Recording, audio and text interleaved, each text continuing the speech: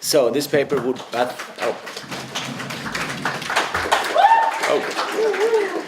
So I think this paper would have fitted better into tomorrow's talk, because it's not really about Hegel and Marx, it's more on Hegelian Marxism, but so be it. So anyway, so I'll approach our theme from an aesthetic angle, or perhaps from an angle that signals something like a limit of the aesthetic, where the aesthetic passes over into either sociology or economy, or inversely into religion and theology. And this angle, as you understand already, will be provided by the concept of fetishism, which in a particular way weaves together the aesthetic, the social, and the religion, and has had a long trajectory in the social and human sciences from Marx through Freud and up to various versions in contemporary thought. So I will look at this in three steps. First, the initial formulations in Marx, which have an at least indirect bearing on art. Second, the debate on the possibility of a kind of defetishizing of art that took place between two great Marxist thinkers, of which at least one was also Hegelian, Benjamin and Adorno. And then, as a conclusion, I will add a few reflections on the transformations of fetishism in contemporary aesthetics, which I hope will at least a little bit elucidate the title of my talk, and the kind of necessity of fetishism in the work of art. So, first then Marx. As we know, this concept has its origins in the mid-18th century in the early stages of ethnology, and specifically the writings of Charles de Brosse. While it was known to Hegel, it only surfaces incidentally in his writings, and it plays no real role in his analysis of the present. For Hegel, fetishism belongs to a superseded stage of development. It is rather in Marx, as we know, that it appears as the means for an analysis of the present. Sorry. Marx, too, was a great reader of anthropology and ethnology, but here I want to stress something else, namely the background of the theory of commodity fetishism in a particular aesthetic experience. Or more precisely, the encounter with the kind of display culture that emerged around the time of the 1851 Great London World Exhibition. So, from the initial London exhibition through the subsequent but lesser-known exhibitions in New York, 1853, in Dublin, 1853, and up to the Exposition Universelle in Paris, 1855, a kind of visual culture emerges in which the juxtaposition of commodities and artworks generated what we could call an immersive experience of modernity. Commercial artifacts and artworks henceforth exist in the same space, not just in order to overthrow or re-evaluate values, let's say, to elevate industrial objects to art or bring artworks down to earth, but also, and more importantly, to show the dimension out of which they somehow both emerge and to invest their common radiance and power with a magical quality. Sorry, I have to drink some water. Marx's reaction now to the 1851 exhibition is in many ways paradigmatic. So in Capital 1.4, he famously describes the logic of the commodity in a way that highlights its phantasmatic dimension. Now, everyone knows this quote, but I will still read it to you. A commodity appears at first sight as an extremely obvious and trivial thing, but its analysis brings out that it is a very strange thing, abounding in metaphysical subtleties and theological niceties. Insofar as it is a use value, there is nothing mysterious about it, whether we consider it from the point of view of its properties, it satisfies human needs, or that it first takes on these properties as a product of human labor. It is absolutely clear that, by this activity, man changes the forms of the materials of nature in such a way as to make them useful to him. The form of wood, for instance, is altered if a table is made out of it. Nevertheless, the table continues to be wood, an ordinary sensuous thing. But as soon as it emerges as a commodity, it changes into a thing which transcends sensuousness. It not only stands with its feet on the ground, but in relation to all other commodities, it stands on its head and evolves out of its wooden brain grotesque ideas, far more wonderful than if it were to begin dancing on its own free will. This is a famous quote. You all know it by heart, probably. So, in the present perspective, I think three aspects of Marx's analysis are pertinent. First, the magic and phantasmagoric dimension that holds this subject captive, perhaps better, produces a particular subject of captivity. Second, the transferal of movement agency autonomy to things due to the inversion of the use-exchange relation, which in turn becomes a new basis for the idea of aesthetic autonomy. And third, the new sense of matter and materiality that emerges. I mean, that Marx's concept draws on a long tradition in anthropology and comparative religion is no doubt what provides this description with its resonances of, let's say, magic irrationality, but it also records an experience that was in fact one of the main objectives of the World Exhibition itself. This has been pointed out in great detail by George Agamben in his book Stanze, where he somehow shows that Marx's impressions correspond precisely to the intentions of the organizers when they opted for Paxton's Crystal Palace project. This would be a building, they write, where the atmosphere has itself become perceptible, so that the spectator would experience the distant parts of the pavilion as enveloped in a bluish halo, they write. So the architecture and its effect on the visitor becomes an extension of the aura of the commodity, or rather we might say becomes an apparatus for the production and intensification of this particular aura.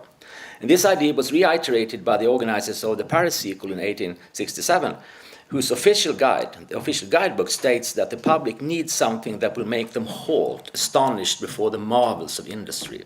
What the public desires, the guide writes, is to contemplate an enchanted scene, un coup d'œil féerique.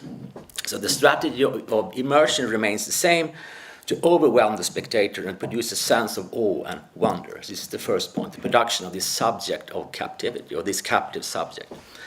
As for the second point, beyond the fascination exerted by this, somehow produced by this visual spectacle, Marx's description can also be applied to the idea of the autonomous artwork in a way that might at first hand seem just paradoxical. Because on the one hand, the transformation of all things into commodities obviously implies a leveling and kind of dismantling of the sanctity of art. On the other hand, this entry into a sphere of circulation means or implies that the Kantian framework that had previously underwritten autonomy can now henceforth be derived from the logic in which use value is gradually absorbed into exchange value. Henceforth, it is because the artwork exists as a commodity, severed from its former uses as moral or religious instruction, that the artwork can be understood to create its own values in a sphere of pure abstract exchange. The artwork is the ultimate fetish, the supreme commodity, and the pure differential relations of economic exchange value are, as it were, realized exorbitantly in the artwork, whose price is open to infinite contextual fluctuations. Or, put in more sociological terms, this is the moment when the artist's entry into the market creates a new mobility. It transforms the audience into an indeterminate public and gradually comes to render the hierarchies, the vocabularies and codes of the academic tradition obsolete, which is just as much a liberation as a threat. Here, one must emphasize that commodity fetishism is not a psychological structure. It is not some perceptual or intellectual mistake. It is an objective social structure that determines consciousness and produces a particular type of subject. So if art becomes autonomous in the same way as a commodity becomes a fetish, this process cannot be undone by a shift in perception or a return to some natural object form, since the commodity form has become irreversible. On the level of consciousness, this is the condition that allows for art in a paradoxical counter-movement to the social logic that conditions it to claim the position of a truth, an art that saves, preserves, or redeems a dimension of authenticity against falsity, that is, against the commodity that alienates, levels, and perverts all human values. So this double move, I would claim, opens the game of particular kind of modernism that locates itself at the critical limit of capitalism while still being dependent on it with all the undecidability that such a position entails. So the third point about Marx, we should also note the particular status given to materiality in Marx's account. As we saw in the quote, nature still furnishes the materials, the wood, whose form is changed when it turns into a table. But when the table enters into the sphere of exchange and circulation, it is transformed into a thing that transcends sensuousness, in Ben Folk's translation. Or perhaps a bit awkward but closer to the German, a sensuously super-sensuous thing. Ein sinnlich übersinnliches Ding. A sensuously supersensuous thing. It is important here to retain the paradox, because the thing is not only both sensible and supersensible, but supersensible in a sensuous, sensible way, so that the material dimension, while not simply disappearing, becomes, as it were, or immaterialized and then reinscribed in a movement of doubling or spectralization, as Derrida would claim in his book Le Spectre de Marx. So the three aspects of the artwork that would seem to emerge from this are the following. It holds us captive by exerting a particular fascination that is akin to the fascination produced by commodities. It is endowed with an autonomy precisely because it, by entering into the world of commodities, is not only severed from earlier ties, but also appears to transcend the commodity logic that conditions it. And finally, it has a particular materiality which is sensible and supersensible at the same time. These are like my brief remarks on Marx. So now I move to the second part, which is called aura and autonomy. So I think that a particularly complex take on this is the debate between Adorno and Benjamin on the occasion of the latter's essay on the work of art in the age of its mechanical reproducibility. And the main exhibit here will be Adorno's famous letter to Benjamin from March 18, 1936, from which where he criticizes Benjamin for this essay. I will extract only those particular features that bear precisely on the problem of overcoming fetishism. So Benjamin's reproduction essay had precisely identified the three aspects of fetishism that I have delineated above, and does so in the obviously very, as it were, complex and many-faceted concept of the aura that belongs to the traditional work of art, and that Benjamin now suggests must be dismantled for a new political art to emerge. First, Benjamin stresses the magic qualities of the aura. It is derived, he says, from the model of the monk in his cell, and is infused with the presence that sets the subject apart in a non-social space of contemplation. So just as the artist taps into a magical source, there is a mystical attitude required on the part of the beholder for the work to release its secrets. Now Benjamin contrasts the attitude of the magician, who performs a kind of actio in distans, so as to transfigure the object, to that of the surgeon, who enters into the object, penetrates the object, takes it apart, and understands the way it is constructed, who constructs a rational object for us. So this is the magic part that Benjamin identifies. Second, he says famously that the artwork aspires to a condition of singularity and originality, to an autonomy that would set it apart from other forms of production. It draws, as it were, on commodity fetishism in order to safeguard its own stance vis-à-vis the sphere of other things.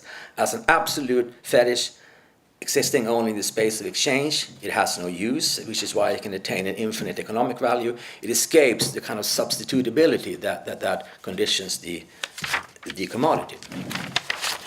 And third, while the aura by Benjamin is defined as the authority and singularity of the original, he also adds an analogy to the aura, he says, of natural objects, which points to a more profound dimension, I think, than just this thing about originality and singularity.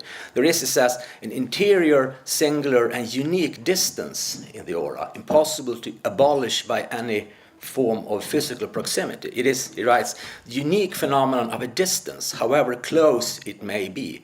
Die einmalige Erscheinung einer Ferne, so nah sie sein mag. So there's a Ferne, that's a distance that can never be abolished, no matter how close we come to the object.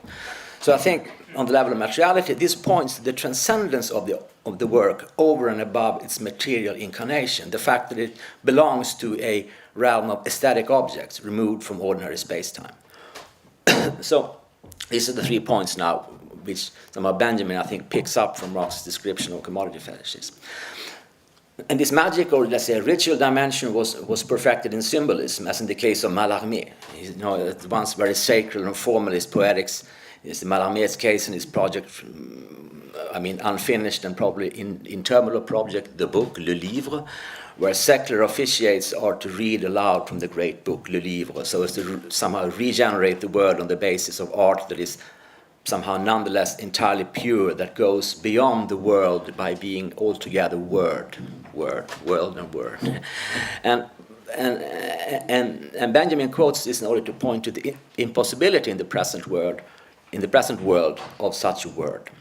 This aura, Benjamin suggests, cannot survive the structure of technological reproducibility, which in modernity has been inscribed into the very essence of the object, immediately so in cinema and photography, and in an immediate way in the other arts, who find themselves drawn into the force field of photography and cinema, so that it will more and more tend to appear as reproduced already from the outset. So things come closer to us. This einmalige Erscheinung einer Ferne, this appearance, interior distance, will go away, and things will appear similar. They move down from the pedestals, they come close to us, they lose their authenticity, and in the process that prepares the artwork for mass consumption.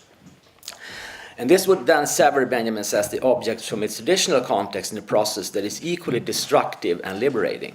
And Benjamin speaks rather brutally of a liquidation of the tradition. Although this for him is in fact promises an emancipation from the burden of oppressive history. There is no more transcendence or mystery, he writes, only what he calls, a bit strangely, an exhibition value, Ausstellungswert. So this Ausstellungswert, this exhibition value, seems at once to refer to the work as a commodity, that is, as in the world exhibitions or world fairs, and to the work's capacity to communicate and enter into the fabric of social life. So divested of its cult value, the work of art steps out of the aesthetic sphere, and this loss of autonomy of the aura renders it useful for new purposes, which for Benjamin means agitation and the active shaping of communal life. So thus, by dispelling those three features of commodity fetishism, the destruction of the aura returns art to practice rather than contemplation. It gives us a positive approach to the serial production and the typical object, and finally shows us the work to be a material construct made up of parts that can be identified rather than a mysteriously unified organic whole. And the proximity of this to Bauhaus, to Russian constructivism, the discourse of the artist-engineer has often been noted, and Benjamin himself notes this in other texts like Erfahrung und Armut und der Autor als Produzent and other essays. So I will say no more about this, but then move on to Adorno's counter-argument. And to these three claims, Adorno in this letter proposes a series of powerful counter-arguments. First, against the immediate revocation of the artwork's use value, Adorno proposes that the reification inherent in the traditional artwork, its separation from the immediacy of life, should not be seen as a loss or a kind of deprivation, but more fundamentally as a necessary condition for the work's capacity to resist society and to attain a certain transcendence in relation to the actual world, which is the very precondition for its capacity to act as a critique. It is just as bourgeois, Adorno claims, to deny the reification of the subject in cinema, as it is naive and all too hasty. It would border on anarchism, he says, to deny the reification of the autonomous work in favor of an immediate use value, that is an art that would lay claim to being kind of direct interventions in practices and social life. So there is for Adorno indeed an essential disenchantment of the aesthetic moment that occurs through the advances of technique and technology. But his point is that this has to be understood precisely as artistic technique in terms of the immanent laws of construction of the work itself, and not as the intrusion of some external technological objectivity. Mallarmé's poetic materialism, he says, which shows us that poetry is indeed made up of words. So that is Schoenberg's serial method of composing that imposes a seemingly foreign set of objective parameters on the composer's subjectivity. Together, they dissolve the traditional idea of creation as a kind of mystical act much more efficiently than the practices of the feuilleton writer or the industrial division of labor in cinema, whose disenchanting effects Adorno sees as vastly exaggerated. He writes, I cannot express my feelings about the entire piece more clearly than by telling you how much I would like to see a study of Mallarmé, precisely as a counterpoint to this essay. This is Adorno writing to Benjamin. Which means that it is only when the autonomy of art is seen as essentially related to popular art, as its precise and determined other, that we can understand the dialectical totality as a contradictory whole. The aura is broken down just as much in the autonomous work as in the work of mass consumption, but in the first case because of an inner formal development, in the second case because of external demands. And thus, reification and fetishism are neither simply a loss nor a gain, but they are both of this at once. So fetishism is a necessary component, but it has to be somehow treated and reflected in the work. So in this sense, fetishism for Adorno cannot be undone in the name of return to real life, to the reality, to the real, to immediacy, even though all ways of assuming this condition are not of equal value. One can simply give in to it and accept the conditions that it imposes on production, or, which I think is Adorno's Hegelian moment, while understanding it as a necessary condition of modernity, at the same time one must attempt to disentangle a moment of truth in fetishism that points beyond its necessity, which is the dimension of reconciliation that, however, cannot be presented as the content of the work. So the two extremes, autonomous and popular art, they touch each other, but only if they are credited with the same dialectical value, whereas Benjamin, at least in Adorno's reading, appears to simply reject one of them. As if they were, as Adorno says, as if they were simply counter-revolutionary. And Adorno continues, it would be a bourgeois or a proletarian romanticism, but in both cases romanticism, to opt exclusively for one of the two versions.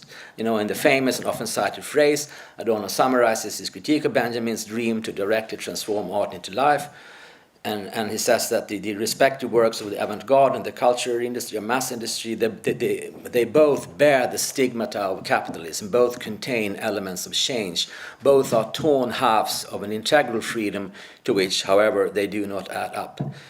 Also beide sind die auseinandergerissenen Hälften der ganzen Freiheit, die doch aus ihnen nicht sich zusammenaddieren lässt. You cannot add them up with the division.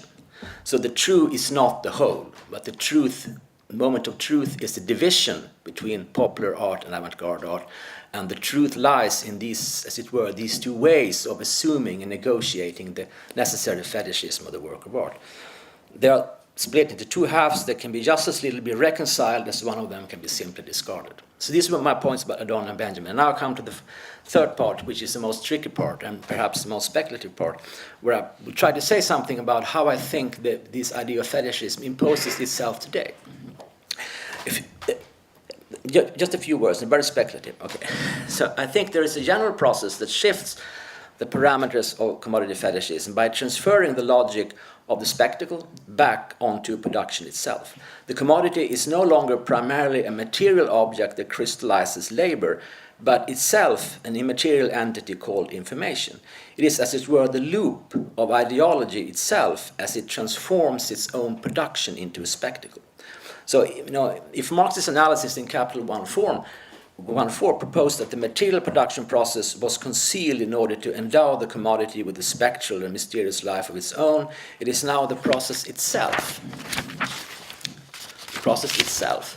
that is displayed, often couched in the vocabulary of participation or interactivity. So while this process is not particular to art, I think in artworks, it reaches a kind of self-reflexive visibility, precisely because it folds this visibility back onto itself.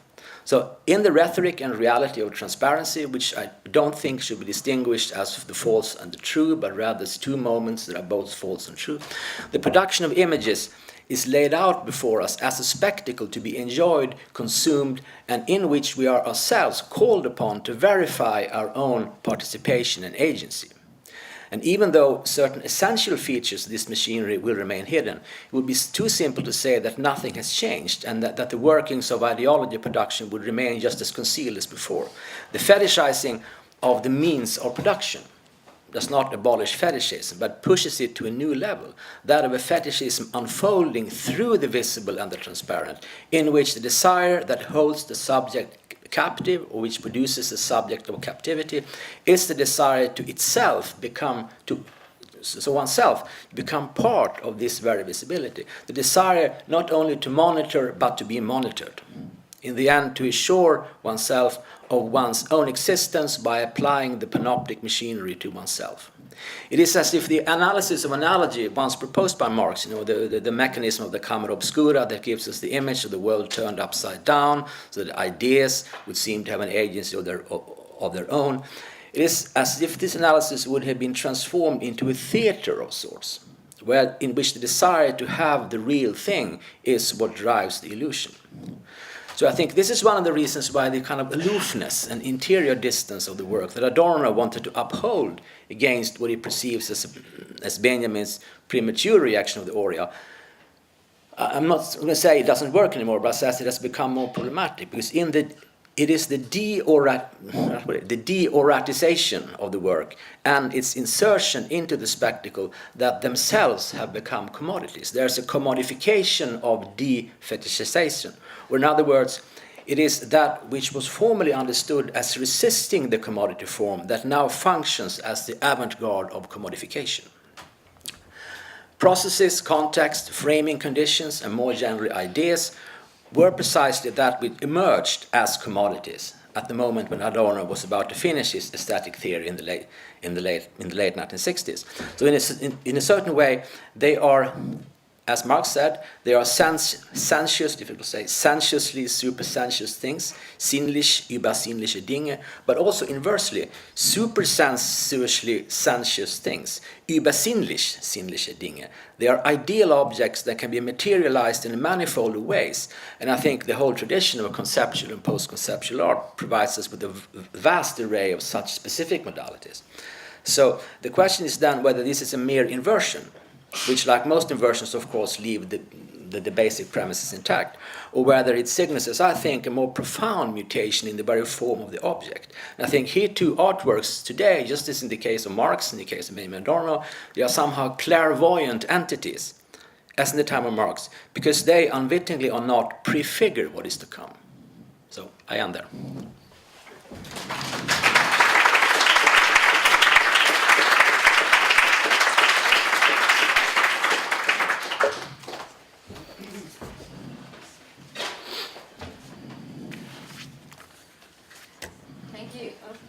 Thank you very much for this rich and thought-provocative and very complex presentation of the necessary fetishism of contemporary art. Okay, the floor is open. Questions, comments, reflections, ideas. How is this art manifesting itself one day? Just a one short question. Yep. How is this art manifesting itself today? Do you think that there's a need to lend this critique to? No, my point was that the way art evolves today, I'm not speaking about all art, but particular forms of advanced art, let's say, conceptual and post-conceptual art, the whole tradition of the 60s, is really about undoing the thing, undoing the object, but in this process also objectifying the process of undoing the thing. So as I said, that which in the 60s was perceived as a way to resist commodification. You know, you don't produce objects, you produce information, you produce framing conditions, you show the framing conditions of the object. This has now itself become a fetish. I mean, fetishization doesn't stop because it moves to a different level, which is why these are not,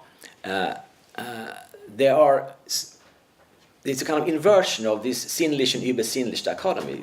But now you have übersinnliche things, which occasionally become sinnlich, right?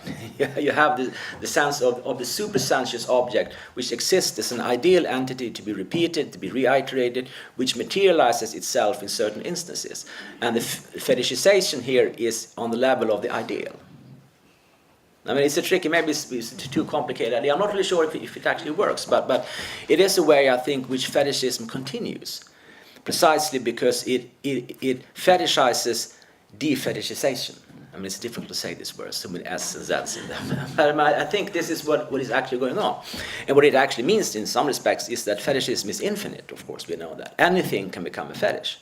It's not, so this idea of reification or Verdinglichung in Marx still hinges upon a certain distinction between the thing and its properties and the material and the ideal and a certain inversion of this relation with the material ideal. And what we need today is to think, what is the thing? I mean, what is the res in reification? What is the re in reification? What is the ding in the Verdinglichung? I think the object form today is different, which is why we cannot really apply Marx's analysis, but we should expand it and think the thing in a much more broader sense than was the case in Marx, and also the case in Benjamin in Adorno, who were perceiving this on the basis of